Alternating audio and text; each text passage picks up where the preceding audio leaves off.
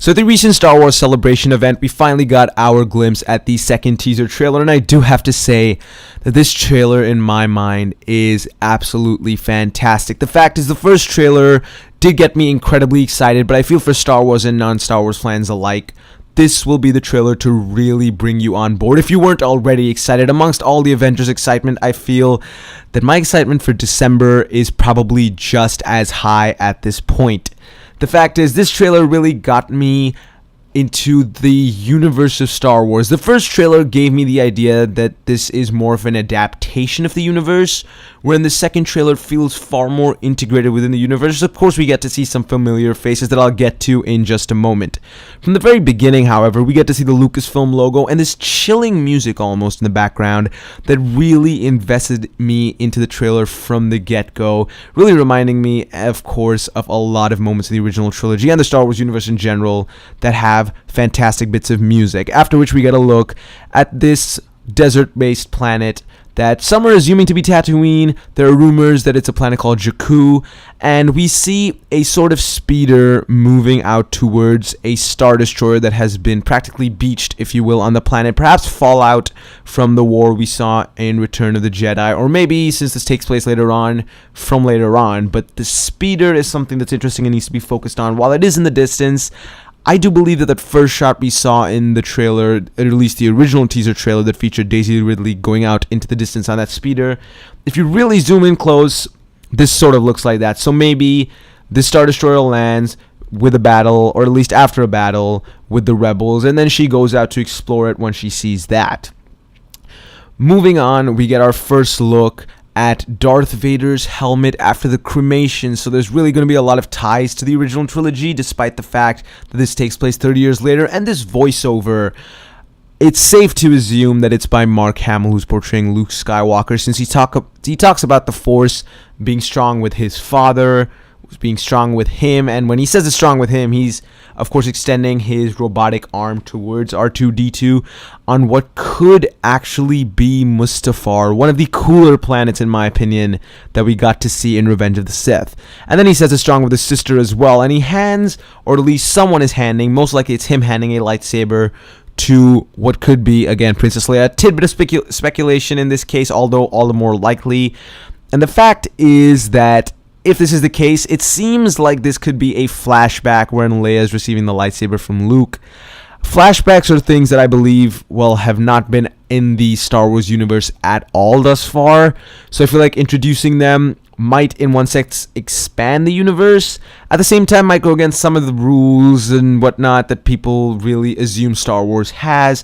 So I don't know what the response to flashbacks is going to be like. Am I excited about them? Not necessarily. I feel something about the beauty of Star Wars is the chronology that it really possesses, going from point A to point B, non-stop, linear, whereas it wavering about may work, may not. I just want to see how they integrate it, because visually you can tell that there are moments that, well, while are not shot in the same way that the past few films have been, at the same time they do feel well integrated within the universe and certainly look visually appealing.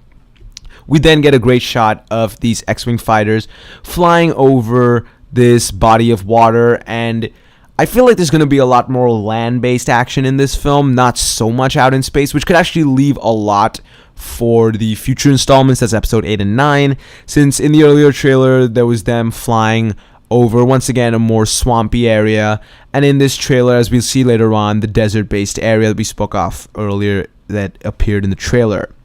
We also see our first shot of Oscar Isaac as a rebel pilot screaming in excitement, reminding me of the joy that some of the rebel pilots really experienced in the original trilogy. And the moment I saw that is when it clicked with me that this is real, that this is actually happening. And being a big Star Wars fan myself, while I'm still far more excited at this point for the Marvel Universe and Avengers just because it's coming out so soon, don't get me wrong, my excitement for Star Wars has just gone beyond what I thought was its peak.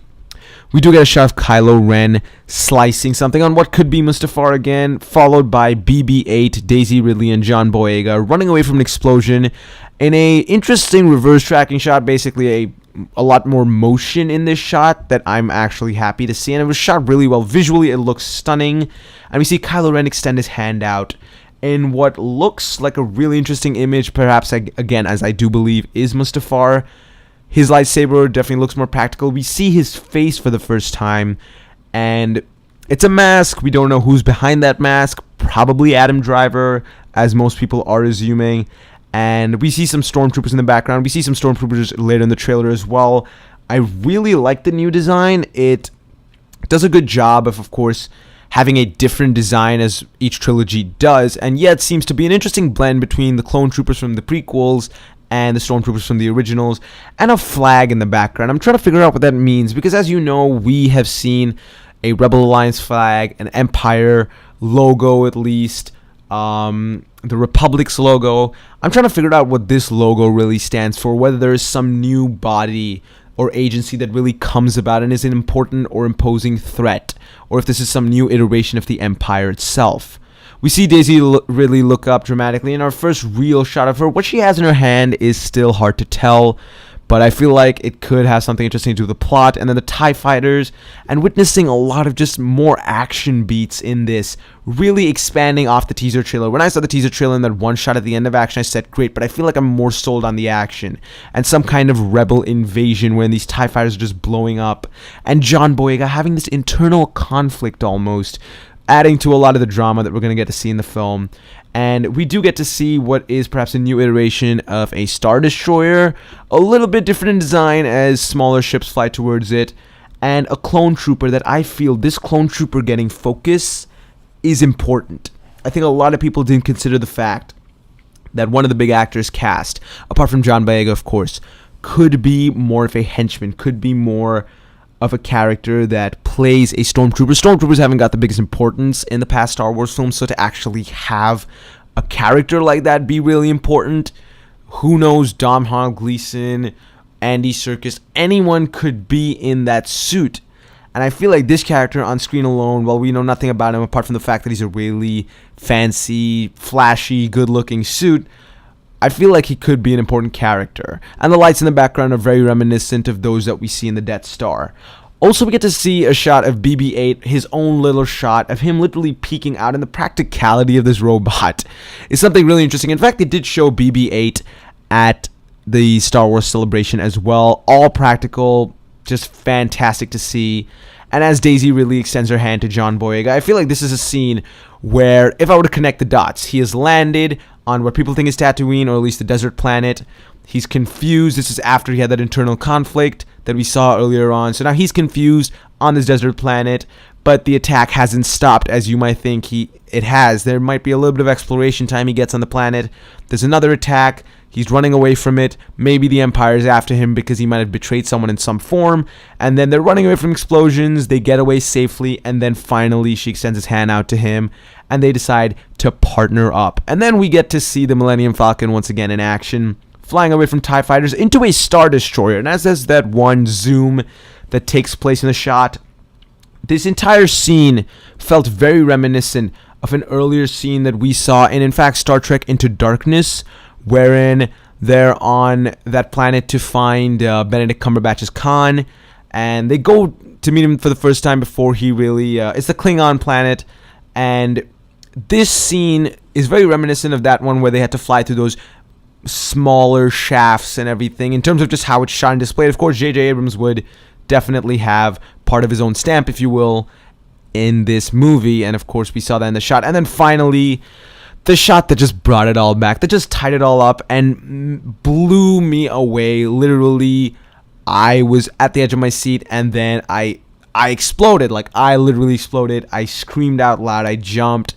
Seeing Han Solo donning his clothing once again, a jacket, the shirt with Chewbacca in the background, and Harrison Ford actually, of course, being an older version of Han Solo, looking really good, excited, saying we're home, smiling, and just so genuinely putting it across as Chewie growls and the logo came up. I lost my mind, and of course, out of excitement for the fact that this is becoming a reality, and that I will actually get to grow up, if you will, within my teenage years, or at least my later teens. You don't know that, with a Star Wars trilogy franchise being expanded, when I'm at an age old enough to truly appreciate it and watch it and understand the hype behind it and everything as it happens right in front of me, right around me, and in fact all over the world, I can safely say that this shot brought it back for me, and I cannot wait for December 18th, 2015.